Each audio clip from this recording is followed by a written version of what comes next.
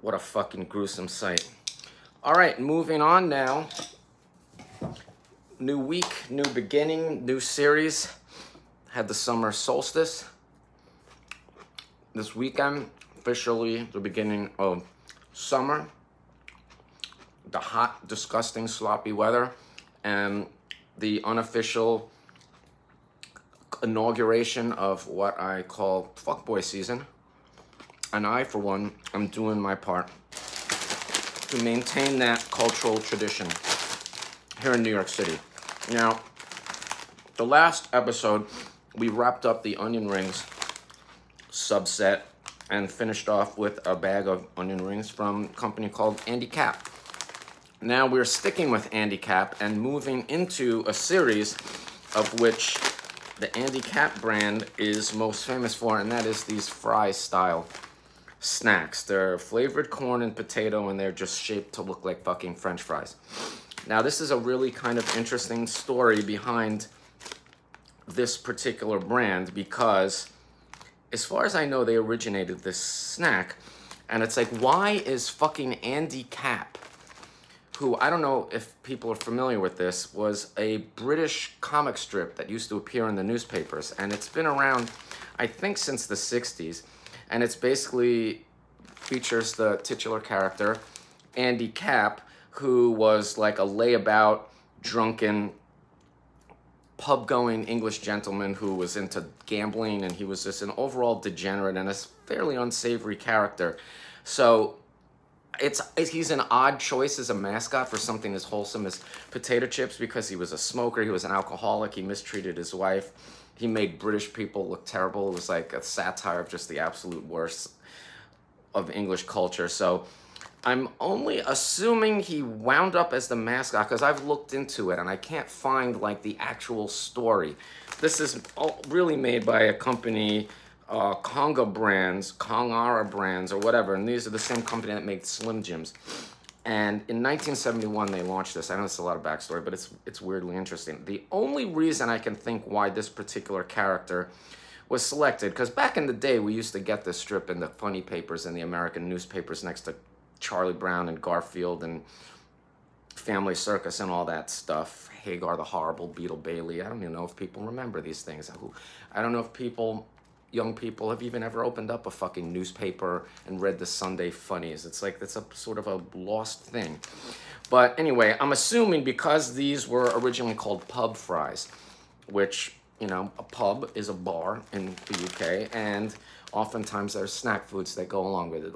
I bought a lot of crisps that are reviewed on the show in pubs when I was in the UK, and pub fries are just basically fucking French fries, and you eat them while you're drinking. And I'm assuming the association between CAPP and pubs and the pub fries is where the mascot came from, and that's all I could ascertain. And it persists to this day because I just bought this recently. Now, they have a bunch of different flavors, but this one is cheddar fries. And we've had like all kinds of cheese flavored fucking bullshit. Sorry, I'm a little weekended out. I had a real epic one. Did a lot of great things for myself. But cheddar is one of their many flavors. They also have ranch, barbecue, and just the plain ones. But here it is. It's just a regular stick.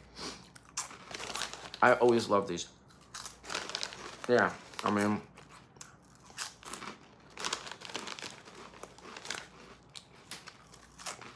yeah. Great. I mean, I'm judging it on a curve because, I mean, it's not attempting to do anything weird and exotic. Something about the shape and the texture and the consistency that's satisfying and crunchy. And they have this little green flecks on them for some fucking reason. Doesn't seem to affect the taste in any way, but it's visually appealing. They look like McDonald's French fries, which, even though they're fucking disgusting, they're awesome. And this just works. Yeah, here he is just laying out on the couch. A big part of the comic strip was him passed out drunk on the couch while his wife berated him. Anyway, we got several bags of these fry-style snacks to go through. Several, actually, spanning multiple brands. So, I'm gonna stay on this for a while. God, it is so insufferably hot. I'm just sitting here and I'm sweating. Come on. Don't get sloppy. Don't get too sloppy. Opportunity to get sloppy here. I like this time of year in New York because the heat and the humidity is just a great equalizer. Everybody's suffering. Everybody looks like a sweaty piece of shit. You can't do anything about it. Apartment's hot, studio's hot. I only do so much to keep cool because there's only so much you can do. I mean, my fucking studio's got 9 goddamn windows, which is a blessing, but they face west. And from like the hours of like 5 to like 8:30, becomes a fucking greenhouse in there. And I just embrace it, you know. I call it a sweatshop for nothing. You just ride it out. It's only a couple months. Everybody complains. Bitches, as if you haven't lived here for decades and you know it's inevitable. You know what? If you don't like it, get the fuck out. Go to the goddamn Hamptons or wherever the fuck you people go. You can't hack it. New York just turns into a fucking freak show. All kinds of shit happens on the streets. Some bad things, but great fucking time. Great time to be outgoing and social. Get out on the street and just embrace it all. I'm happy.